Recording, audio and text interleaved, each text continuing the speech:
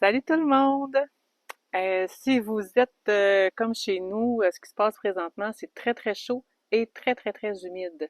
Ce qui est euh, un moment propice pour que le mildiou se propage dans nos plantations. Et là, je vais vous montrer un truc super simple pour arrêter le processus du mildiou, qui est un champignon qui se promène dans les airs et quand les l'environnement est propice, donc beaucoup d'humidité, beaucoup de chaleur, puis pas de circulation d'air. Alors là, il fait comme, oh yes, je suis rendu à destination, je me reproduis. Et là, voilà, ça se propage partout, dans nos plants de tomates, dans nos plants de concombres. Et là, moi, je pense que j'en ai dans mon basilic. Donc, je vais vous montrer ce qu'il faut faire.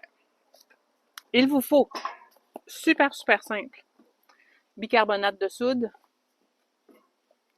de l'eau, une petite cuillère pour la recette. Puis après ça, il vous faut un push-push, comme ça, tout simplement. Alors, on y va. Alors, dans votre litre d'eau, vous mettez une cuillerée à thé de bicarbonate de soude. Écoutez, allez-y généreusement. Voilà, comme ça.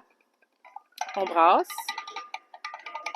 J'aurais pu le faire dans mon petit push-push tout de suite, mais le goulot est un petit peu petit, fait que je l'ai fait dans ce gros-là. Et là, je vais le transvider dans ça ici. Puis là, c'est sûr que quand on a une grosse production, ben, on fait la recette en conséquence. Puis on l'outil aussi en conséquence. Il y a des machines là, qui sont beaucoup plus grosses, à pression d'air et tout ça, qui fonctionnent très bien aussi. Donc voilà, j'ai ma solution miracle pour le mildiou. Donc ce qu'il faut faire, c'est là je peux vous le montrer, je peux vous montrer sur ma plante ici, mais de le faire bon, le plus possible en spray, vraiment en petit spray, pour que ça aille partout sur la feuille et en dessous de vos feuilles. Donc, vos plants de tomates, mettez-en sur le dessus de vos feuilles et allez en dessous des feuilles. Mais surtout, il faut que les conditions pour que le mildiou soit bien disparaissent. Donc, organisez-vous pour qu'il y ait de l'air qui circule. Vous pouvez enlever des feuilles ou placer une ventilation.